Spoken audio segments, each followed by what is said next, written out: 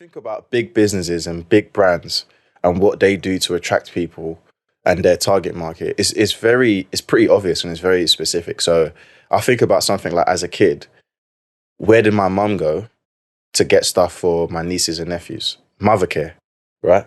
That short Mothercare. Why? Because it's pretty obvious what they do. Mothercare, like, it's for babies. You get stuff in there.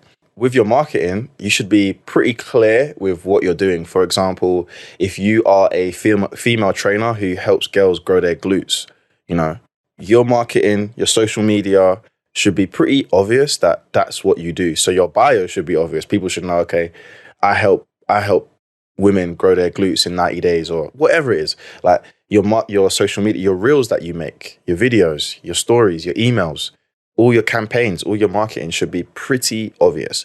And once you make it obvious, those are the people that are going to reach out to you. It doesn't mean that just those people are going to reach out to you, because you might get other people, like we mentioned.